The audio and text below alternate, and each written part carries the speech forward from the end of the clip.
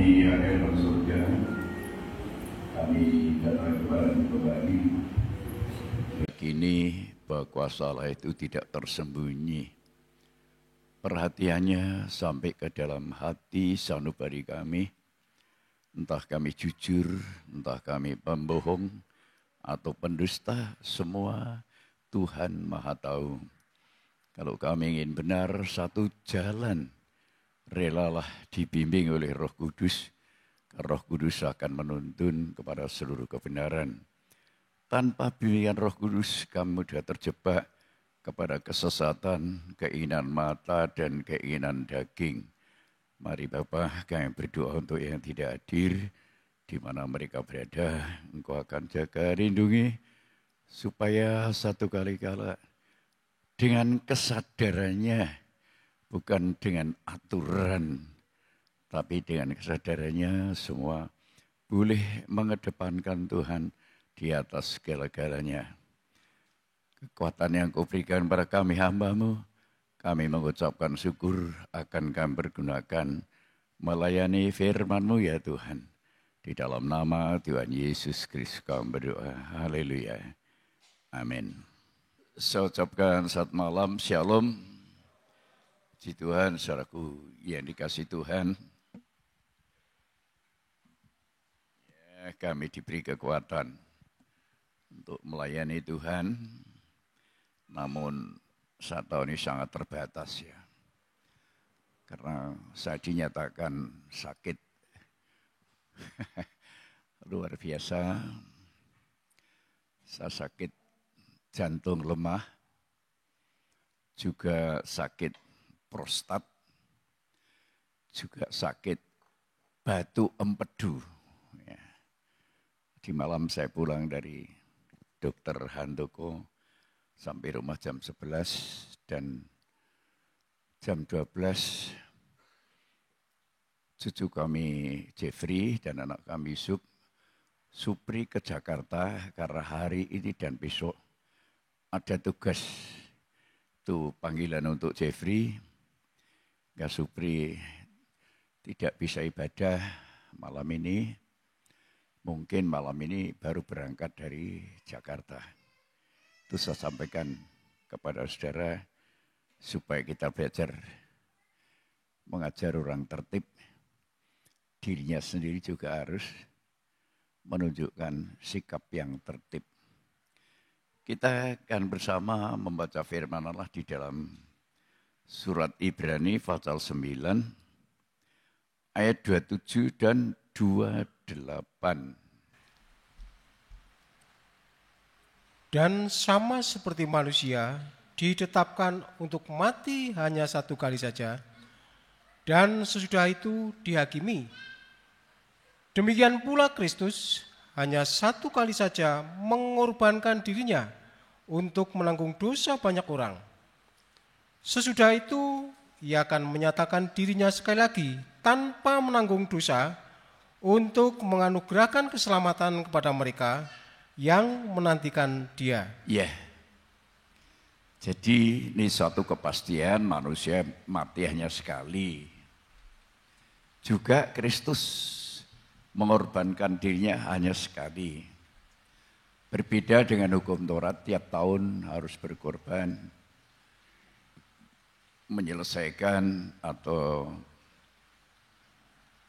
terjadi pengampunan dosa, ya dan lain sebagainya tiap tahun, bahkan pagi dan sore itu hukum Taurat.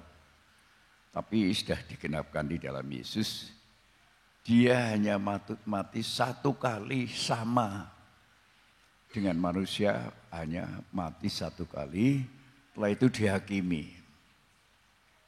Tapi Yesus mati satu kali dan nanti dia akan datang kembali menganugerahkan keselamatan kepada mereka yang menantikan Dia ini. Pengertian menantikan Dia jangan kita anggap remeh ya.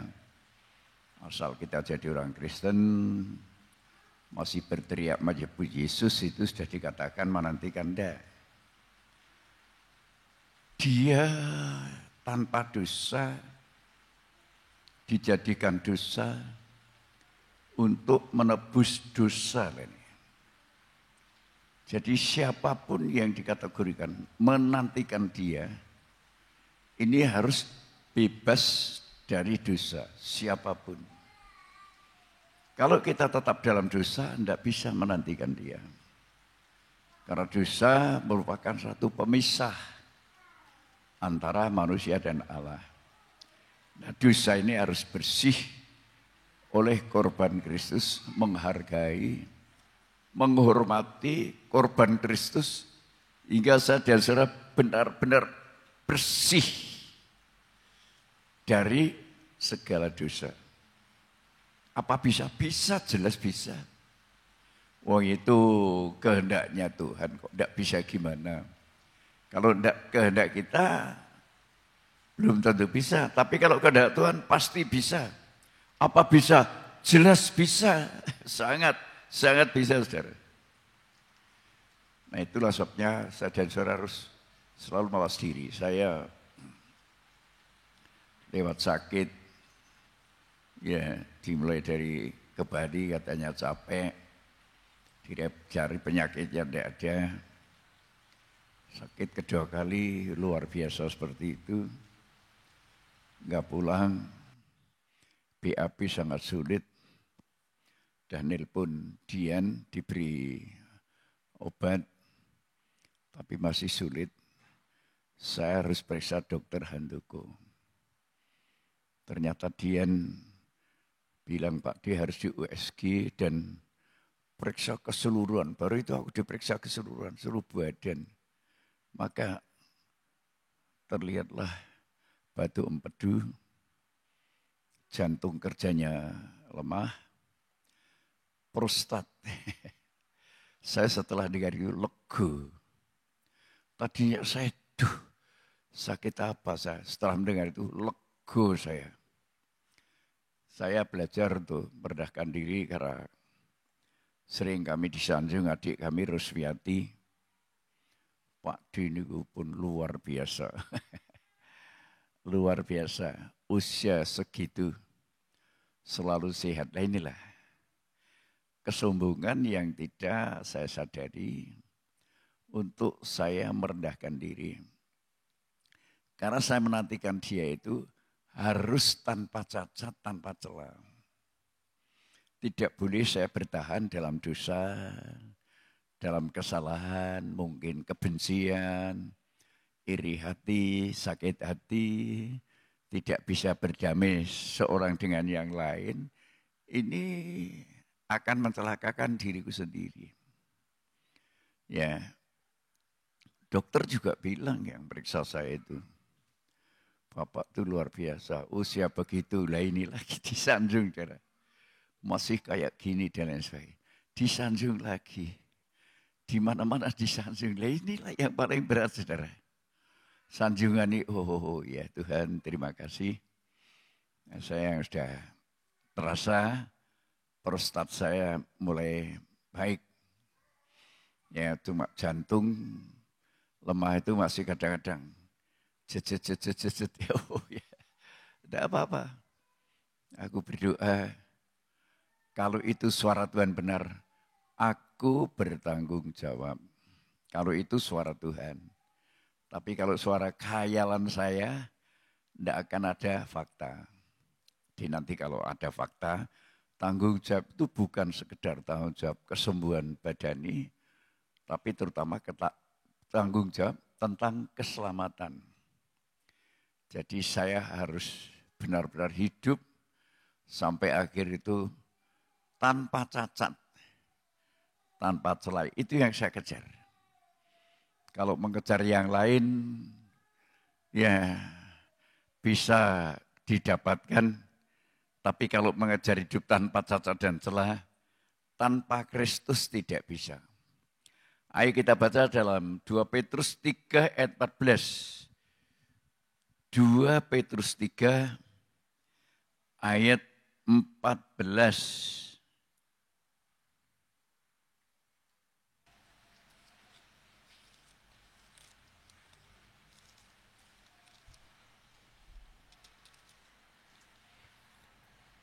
Sebab itu, saudara-saudaraku yang kekasih, sambil menantikan semuanya ini, kami harus berusaha. Kamu harus berusaha. Jadi tidak boleh tanpa usaha, saudara. Wis lah, gini wae pokoknya. Tidak boleh.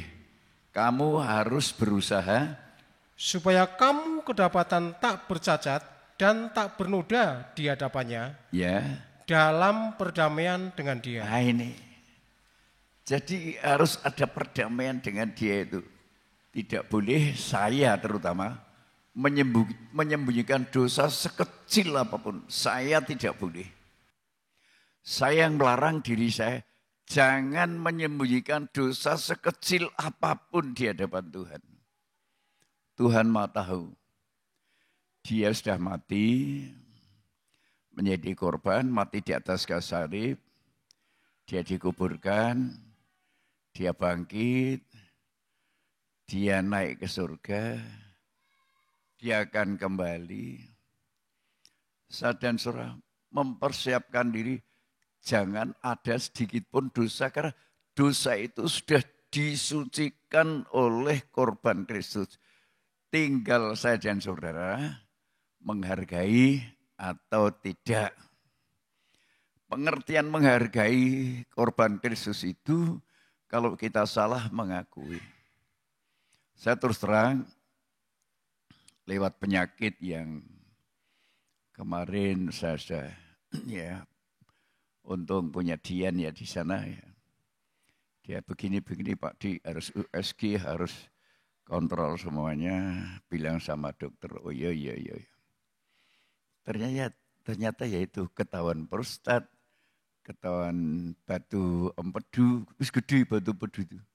Kalau nanti jantung sudah stabil, saya operasi.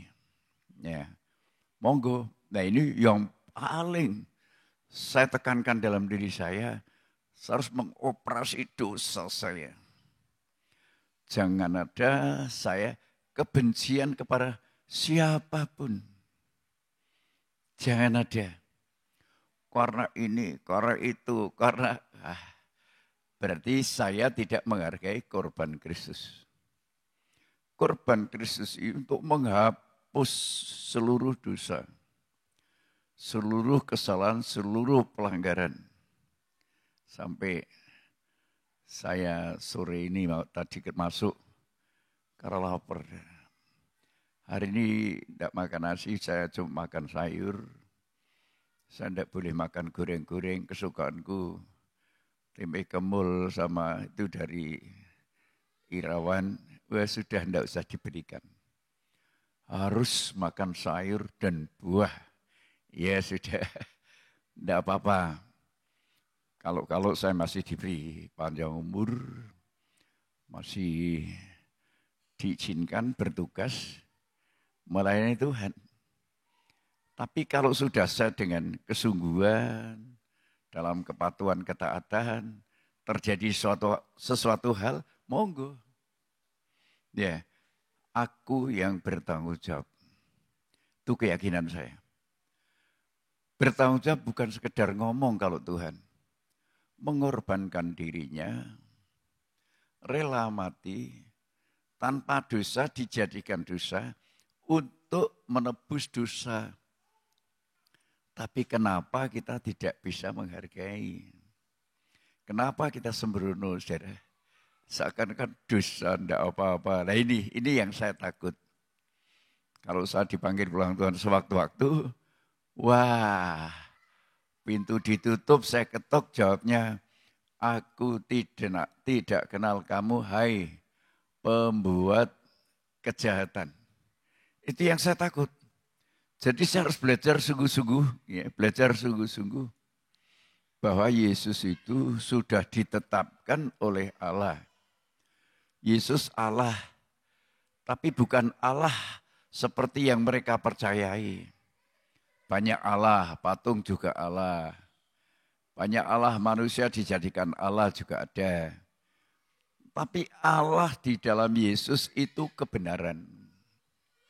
Jadi kalau bicara Allah, belum menyebut Yesus, itu belum sampai kepada kebenaran. Ini penting kita pahami.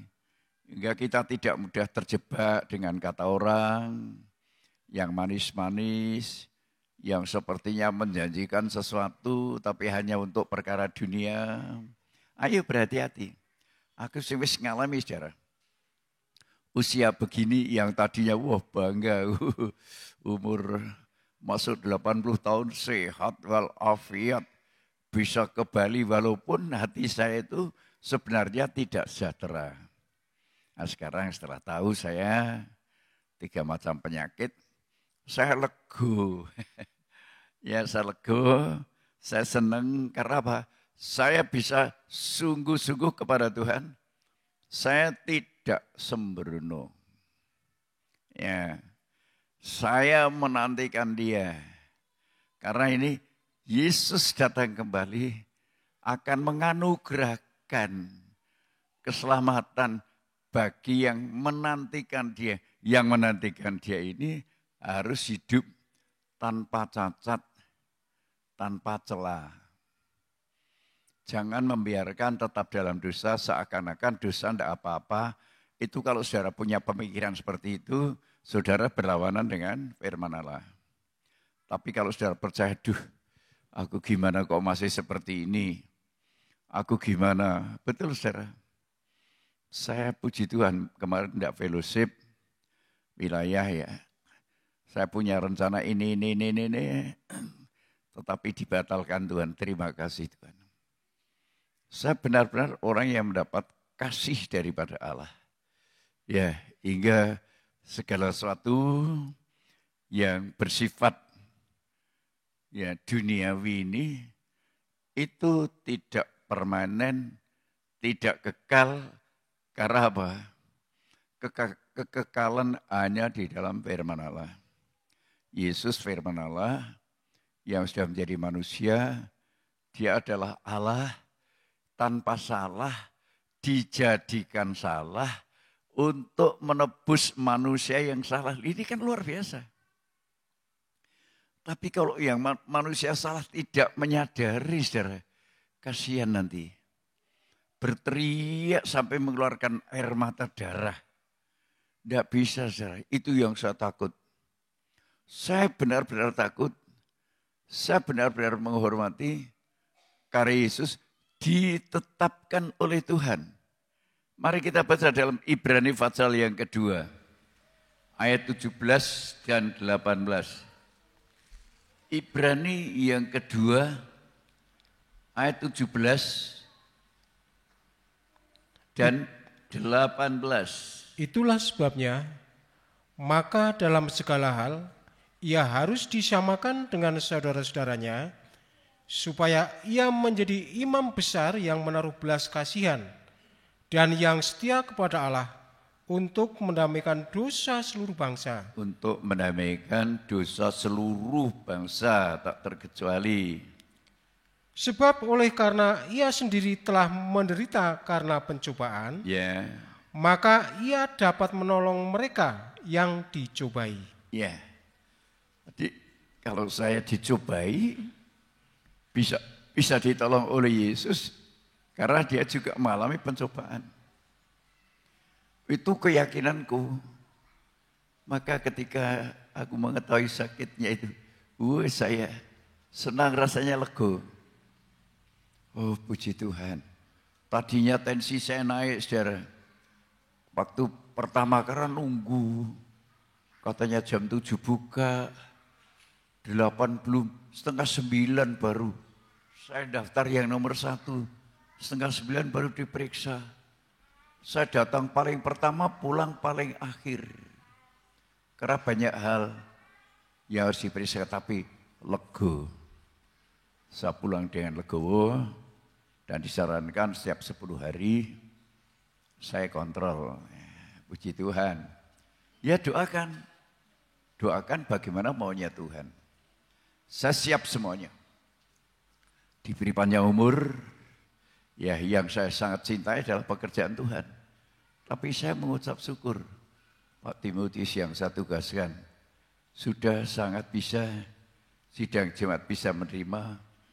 Kami bersyukur kalau jaga ke anak saya masih ngajar masih 4 tahun atau 5 tahun pensiun, ya dia yang mendampingi ibu secara organisasi, ibu sebagai gembala, ya tapi pelayan nanti bisa diatur. Ini saya bahagia, maka saya menyerah pada Tuhan. Ya, karena ini saya juga sudah sangat terbatas tenaga saya, sangat terbatas untuk sekarang. Tidak tahu kalau saya diberi kesembuhan, mulai lagi saya bisa melayani dengan baik, yang berkenan kepada Tuhan, ya saya mengucap syukur kepada Tuhan. Kita baca Kolose 1 ayat 21 dan 22. Kolose 1 ayat 21 dan 22. Juga kamu yang dahulu hidup jauh dari Allah dan yang memusuhinya dalam hati dan pikiran seperti yang nyata dari perbuatanmu yang jahat. Dulu saya terutama dalam hati itu musuhi Tuhan. Ya, dengan pikiran, ya perbuatan yang jahat itu saya dulu. Terus sekarang diperdamaikannya di dalam tubuh jasmani Kristus oleh kematiannya untuk menempatkan kamu kudus dan tak bercela dan tak bercacat di hadapannya. ya ini. Jadi saya harus mengerti lah. Kalau tidak mengerti tujuan Yesus datang ke dalam dunia, harus jadi korban, harus mati di atas kayu salib. Kalau tidak ngerti, pasti sembrono, sudah 100% sembrono. Enggak, yang penting Kristen. Wah, tidak cocok sini, pindah sana. Tidak cocok sana, wah yang penting Kristen. Karena tidak mengerti. Tapi kalau mengerti, pindah kemana saja, kalau saudara tidak mengerti, saudara tidak akan mendapat apa-apa. Tapi kalau di sini saudara paham, puji Tuhan. Saya sangat yakin, karena saya pribadi sangat yakin diberikan pengertian oleh Tuhan. Jadi saya mengerti ini bukan kalau sekolah, tapi pengertian saya, karena saya belajar kepada Tuhan. Diberi mengerti oleh Tuhan. Dikatakan, juga kamu yang dahulu hidup jauh dari Allah dan yang memusuhinya dalam hati dan pikiran seperti yang nyata dalam perbuatanmu yang jahat, sekarang diperdamaikannya di dalam tubuh jasmani Kristus oleh kematiannya untuk menempatkan kamu kudus dan tak bercelah dan tak bercacat di hadapannya. Ini harus paham. Kalau tidak paham, mempermainkan hidup dalam dosa itu akan tidak apa-apa. Mencuri tidak apa-apa, membunuh tidak apa-apa, berzina tidak apa-apa, berdusta tidak apa-apa. Ini karena tidak paham. Yesus datang ke dalam dunia bukan merombak Taurat, menggenapkan Taurat. Maka Yesus satu-satunya manusia yang di dunia ini yang tanpa dosa, satu-satunya. Inilah menjadi pokok keselamatan bagi orang yang percaya. Nah kalau saudara percaya tapi tidak mencapai rencana ini, terus percaya yang bagaimana, saudara? Padahal semua yang bertanggung jawab adalah Tuhan. Yang membenarkan Tuhan, yang menguduskan Tuhan, yang menyempurnakan Tuhan, semua tanggung jawabnya Tuhan. Saya dan saudara perlu paham, perlu mengerti, bisa menerima, walaupun didikannya itu keras, bisa menerima. Itu namanya mengerti. Bukan terus kita seenaknya saja, semaunya saja, kata orang begini-begini, kata orang begitu-begitu, dan lain sebagainya. Wah kok enak ya, nek kata itu. Wah enak menaik dari kata si A, kata si B, kata si C. Jelas dalam Alkitab. Menurut kata orang siapa aku ini? Elia, Yeremia, Yohanes Pembaptis. Salah satu daripada nabi. Menurut kata orang. Tapi menurut kamu, kata Petrus, engkau adalah Mesias, anak Allah yang hidup. Jadi Yesus itu bukan manusia. Manusia bisa hebat seperti Tuhan. Tapi manusia bukan Tuhan. Kalau Yesus memang menggenapkan Taurat, maka dia digoda dosa apapun tidak berbuat dosa. Karena dia Allah, dia firman Allah. Nah inilah yang harus kita paham, bahwa dia itu akan menyucikan kita, menguduskan kita, bahkan menyempurnakan kita. Supaya kita ini tidak hidup penuh cacat dan celah. Kalau saudara masih punya pikiran Allah, bro, lah ini jangan berharap saudara masuk surga. Saya peringatkan. Kalau saudara berbuat jahat Allah, oke batiri, jangan harap masuk surga. Kapan saudara mati, neraka terbuka. Tapi kalau saudara, duh Tuhan tolong, kalau aku tidak seperti maumu, tidak seperti kehendakmu, terus bagaimana saya ini? Harapan. Harapan. Tapi nek menghadap dosa, berbuat dosa tidak apa-apa, jangan harap masuk surga. Ya, surga hanya untuk orang yang dikuduskan, untuk orang yang disucikan, untuk orang yang sadar atas dosa dan kesalahan, dan dijadikan sama seperti Yesus. Ada kepatuhan, ada ketaatan yang luar biasa, saudara. Patuh itu luar biasa. Ada tadinya patuh, saudara. Berbuat ini taat, berbuat itu taat. Tapi lama-lama mungkin karena kecewa dengan berpikir logika. Wah anu nek begini ya, wah anu nek begitu ya, wah anu. Terus sembrono. Ada akibat. Tapi yang patuh, tak ada peduli, kata firman Allah, ya dilakukan, pasti hebat. Hidup tanpa cacat dan tanpa celah itu harus patuh kepada atasan. Atasan saya, majikan saya adalah Tuhan. Saya hambanya, apa perintahnya saya harus taat, saya harus patuh, harus setia. Ya, saya juga waktu almarhum pendeta John Abdi Saputro masih, saya patuh, saya taat, saya belajar seperti Daud.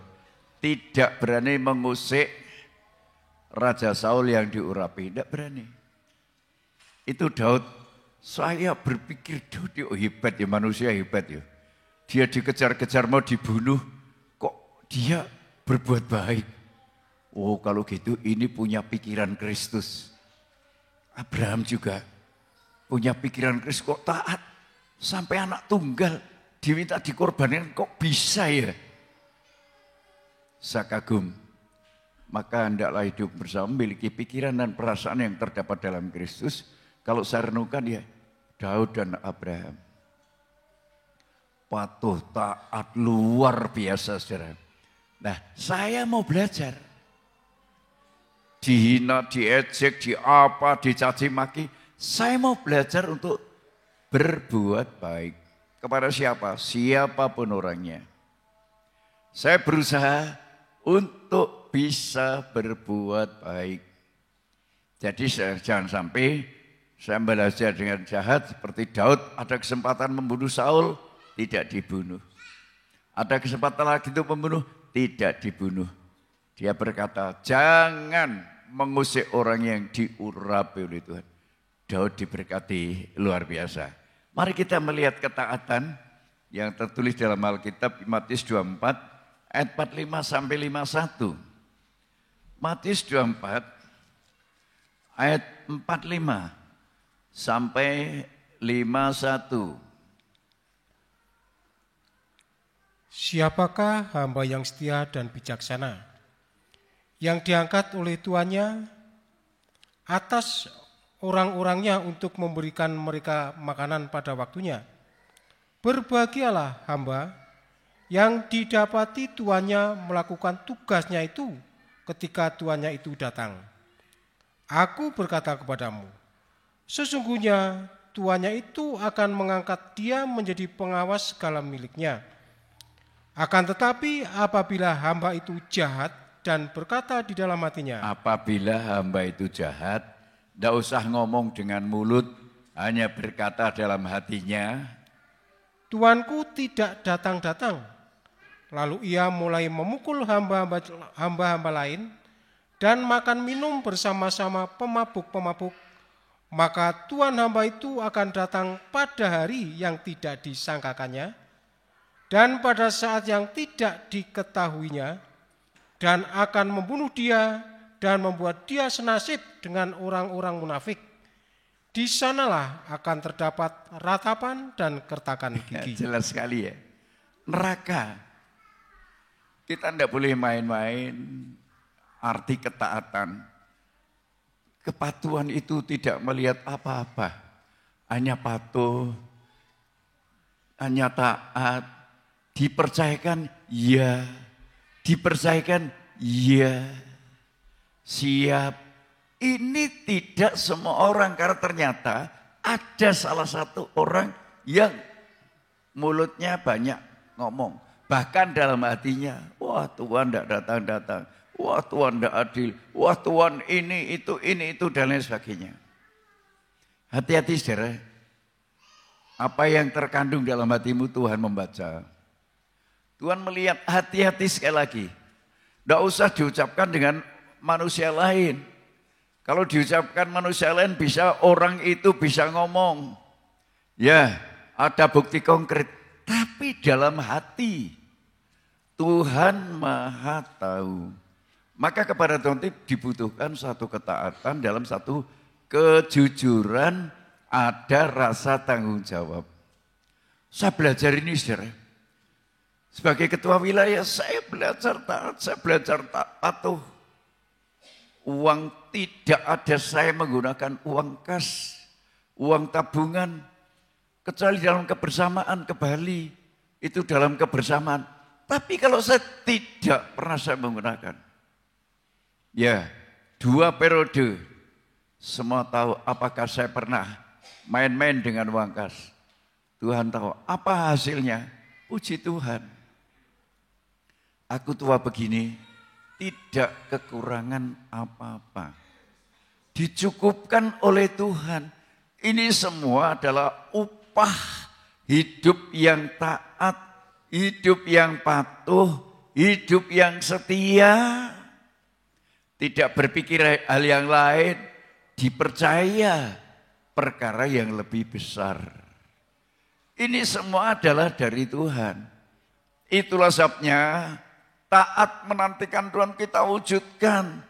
Hingga kita tekun melayani, setia, tidak ada pamrih apa-apa, tidak ada iri hati, tidak ada kecemburuan satu dengan yang lain. Dilaksanakan dengan hati yang ikhlas. Ya, dilaksanakan dengan hati yang ikhlas. Dipercaya perkara yang kecil, bisa dipercaya perkara yang besar. Karena setia dengan perkara yang kecil, maka dipercaya perkara yang besar. Ketaatan, kesetiaan ini. Ya saudara, ada contoh dalam Alkitab. Menghadapi cobaan yang berat, menghadapi cobaan yang rasanya sulit bisa dimengerti, diterima. Siapa itu? Ayub. Seorang yang jujur, orang yang ibadah kepada Tuhan, jujur, takut akan Tuhan, beribadah kepada Tuhan, tapi diuji, dicoba oleh iblis. Tuhan izinkan.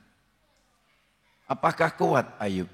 Nah, apakah kuat? Ternyata hebat.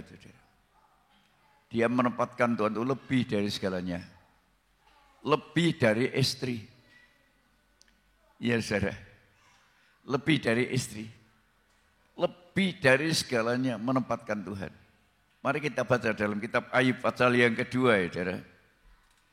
Ayat 7 sampai 10. Ayub pasal yang kedua, ayat 7 sampai 10. Kemudian iblis pergi dari hadapan Tuhan. Lalu ditimpanya Ayub dengan bara yang busuk dari telapak kakinya sampai ke batu kepalanya. Lalu Ayub mengambil sekeping berbeling untuk menggaruk-garuk badannya sambil duduk di tengah-tengah abu. Maka berkatalah istrinya kepadanya, "Masih bertekunkah engkau dalam kesalehanmu? Kutukilah Allahmu dan matilah." Tetapi jawab Ayub kepadanya, "Engkau berbicara seperti perempuan gila. Apakah kita mau menerima yang baik dari Allah, tetapi tidak mau menerima yang buruk?" Dalam kesemuanya itu, Ayub tidak berbuat dosa dengan bibirnya. Ya, ini contoh ketaatan. Tidak peduli cobaan, tidak peduli penyakit, tidak peduli apa, yang dia pegang adalah Tuhan berkuasa. Istrinya sampai mengutuki, "Masihkah kamu percaya kepada Allahmu? Kutukilah dia, matilah kamu." Waduh, istri kurang ajar. Tapi Ayub hanya berkata, "Seperti perempuan gila kamu. Mau enaknya kok tidak mau menerima buruknya."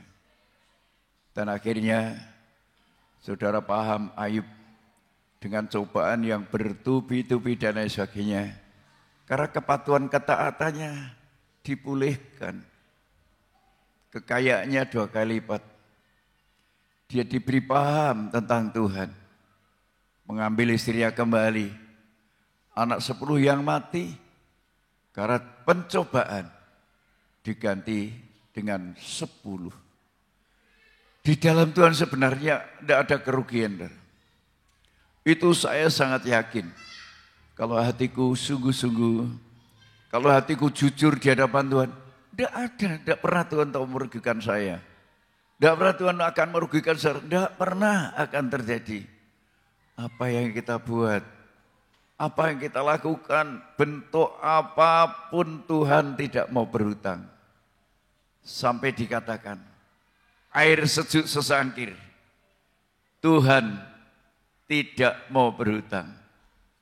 Oleh sebab itu, untuk kita tetap teguh dalam prinsip, menghadapi musuh-musuh, menghadapi apa lawan kita itu, hanya iman yang teguh.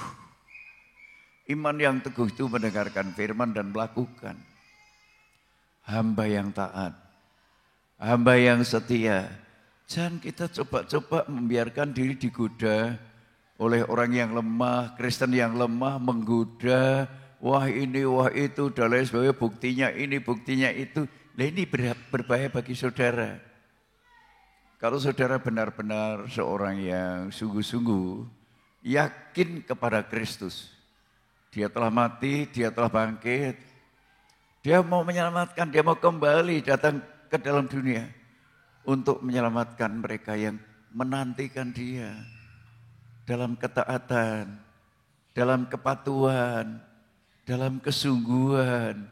Jangan kita mudah tergoda dengan apapun saudara. Boleh dulu tergoda, tapi harus mengakhiri. Dulu memang kamu berbuat dosa, dulu. Tapi sekarang berbeda. Saya dulu berbeda dengan sekarang saudara. Saya sekarang benar-benar full. Hidup saya untuk Tuhan, saya mengasihi Tuhan dalam segala hal. Maka apapun yang diizinkan untuk saya terima dengan senang hati. Ya, saya sakit, diizinkan cepat sembuh, puji Tuhan. Diizinkan lama, monggo Tuhan. Mau apapun saya siap Tuhan. Saya ingin patuh, saya ingin taat kepada Tuhan. Karena orang yang patuh taat pada seperti Ayub, diberkati luar biasa saudara. Tapi kalau kita mudah tergoda, mudah meninggalkan Tuhan, waduh saudara, iman kita ini ternyata iman yang gampang tergoda. 1 Petrus 5 ayat 8 dan 9. 1 Petrus 5 ayat 8 dan 9. Sadarlah dan berjaga-jagalah. Lawanmu si iblis berjalan keliling sama seperti singa yang mengaum-aum dan mencari orang yang dapat ditelannya. Mencari orang yang dapat ditelannya. Siapa orang yang dapat ditelannya itu? Orang yang menggak-menggok, tidak punya prinsip. Itu gampang ditelan oleh iblis, oleh singa. Yang berkarakter daging, itu pasti ditelan oleh singa. Karena singa makanannya daging. Tapi yang berkarakter roh tidak akan ditelan. Teruskan. Lawanlah dia dengan iman yang teguh. Sebab kamu tahu bahwa semua saudaramu di seluruh dunia menanggung penderitaan yang sama. Iya. Iman yang teguh yang seperti apa toh? Iman yang teguh itu yang mendengar firman dan melakukannya. Bagikan orang mendirikan rumah, dasarnya batu. Walaupun diterpa angin, diterpa banjir, diterpa apapun, tetap kokoh. Tapi orang yang mendengarkan firman tidak melakukan, seperti mendirikan rumah berdasarkan pasir yang kan mudah roboh dan mudah rusak. Maka ada Kristen yang mudah rusak, mudah hancur. Tapi ada Kristen yang kuat sekali. Ini persoalannya hanya itu, saudara. Kalau godaan, goncangan mesti datang. Karena iblis itu seperti singa yang mengaum-ngaum mencari orang yang bisa ditelannya. Saya mengucap syukur kepada Tuhan. Seperti apapun saya melayani Tuhan sampai hari ini. Saya bergumul berperang melawan dosa dalam diri saya. Dosa karakter daging yang mudah ditelan oleh singa. Mudah terbujuk, mudah terseret. Tapi kalau dilawan dengan iman yang teguh, maka kita akan mendapat kemenangan. Lawanlah dengan iman yang teguh. Iman yang teguh mendengarkan firman dan melakukan. Itulah yang ditulis dalam Matius 7 ayat 24. Orang yang mendengarkan firman dan melakukan. Teguh sekali, saudara. Kalau saudara melakukan firman, tapi kalau suka, wah enggak apa-apa, enggak apa. Ya tunggu aja, saudara. Tunggu aja waktunya. Saudara akan terseret. Lah kalau nanti terseret, Tuhan tolong aku. Tentu jawabnya, aku tidak kenal kamu, hei pembuat kejahatan. Tolong mumpung masih ada kesempatan, jangan sembrono dengan firman Allah. Ini kesempatan yang baik untuk saya dan saudara. Ya, orang yang teguh iman tuh mendengarkan firman dan melakukan. Orang yang mudah goyah, mudah tergoda itu orang yang mendengar tapi tidak melakukan firman dengan dalih ini, dengan dalih itu, alasan ini, alasan itu boleh.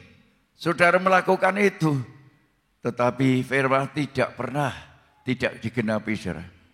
Entah itu dalam bentuk memberkati, entah dalam bentuk nanti akan memberikan satu penghukuman. Oleh sebab itu, ya ada yang kita kagumi mungkin di dunia ini, saudara. Melihat si Allah, melihat gereja sana, melihat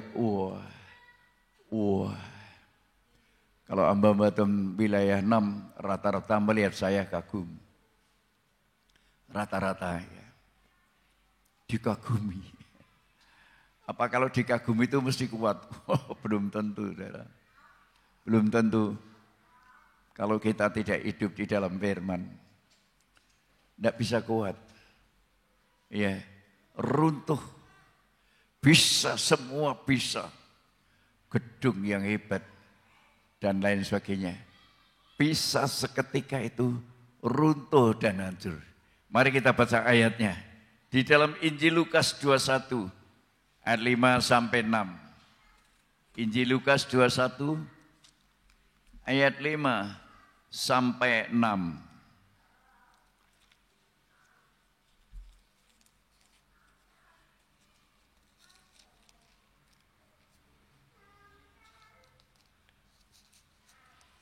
Lukas 21 ayat 5 dan 6. Ketika beberapa orang berbicara tentang bait Allah dan mengagumi bangunan itu yang dihiasi dengan batu yang indah-indah dan dengan berbagai-bagai barang persembahan, berkatalah Yesus, apa yang kamu lihat di situ akan datang harinya, Akan datang harinya. di mana tidak ada satu batu pun akan dibiarkan terletak di atas batu yang lain.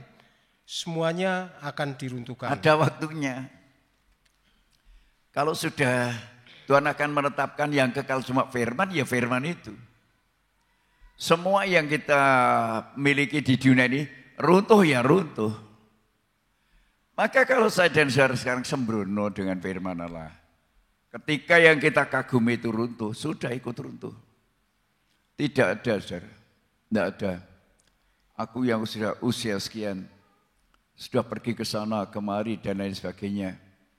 Yang belum pernah saya ke Bali, ternyata kemarin ke Bali. Ya kalau dulu ke Bali cuma transit pesawat. Kalau kemarin benar-benar saya di sana melihat.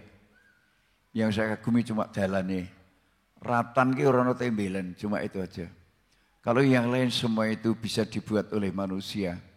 Dan satu kali kelak akan runtuh total. Tidak ada yang bisa kita nyatakan hebat. Yang hebat hanya firman Allah. Selagi hari ini saudara mendengarkan firman dan melakukan, itulah kekuatan dari Allah. Tapi kalau saudara mulai memberontak, mulai menganggap firman Allah tidak ada arti apa-apa dan lain sebagainya, saudara merasa lebih berarti daripada firman Allah. Hati-hati saudara. Waktu keruntuhan tiba, saudara akan ikut hancur runtuh. Kita nyanyikan yang menantikan Tuhan, membaharui kuatnya.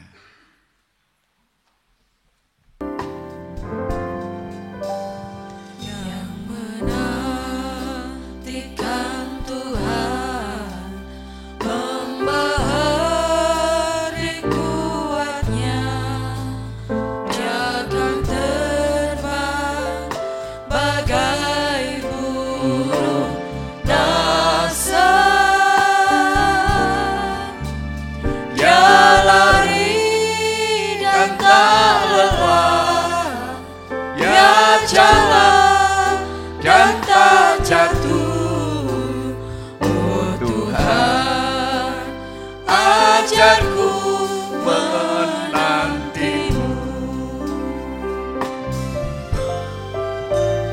Yang menantikan Tuhan, membaharui kuatnya. Dia akan terbang bagai burung nasa. Dia lari dan tak lelah.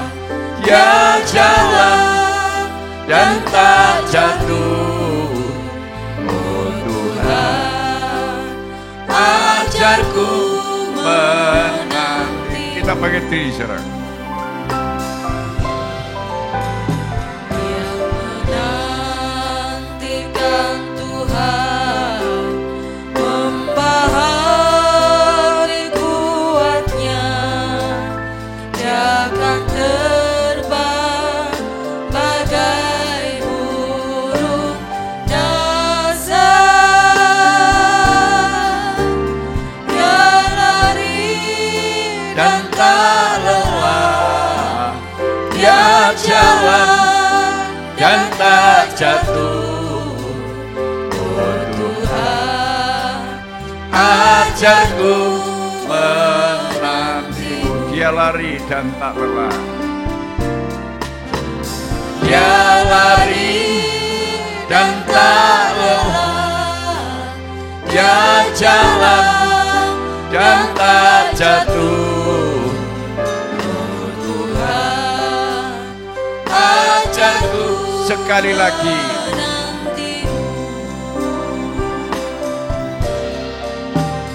Dia lari dan tak lelah.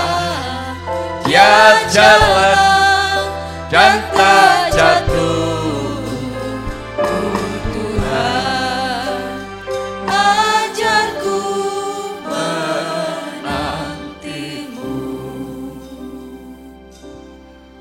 Bapa yang Maha Pengasih dan Penyayang, kami datang kepadamu rindu hatiku adalah keselamatan.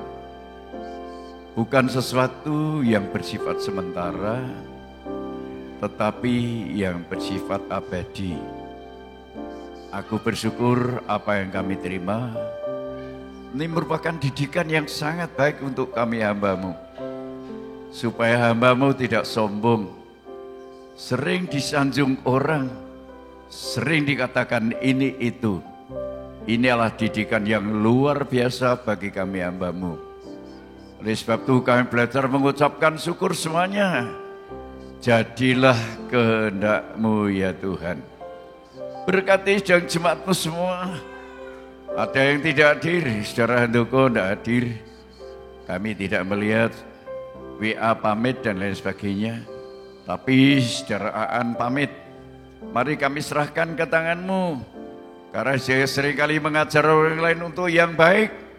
Kiranya dia memberikan teladan contoh yang baik kepada orang-orang yang diajar, yang mendengarkan firman Tuhan. Terima kasih banyak Bapak. Engkau telah memberkati kami dengan firman-Mu. Berkatilah kami semua, tak terkecuali ya Tuhan.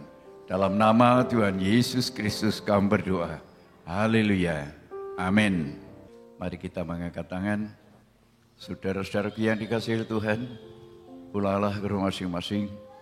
Turunlah kira berkat damai sejahtera dari Allah Bapa, cinta kasih sayang dan kebenaran Sang Putra dan persekutuan Allah Roh Kudus memberkati, menyertai, melindungi kita semua.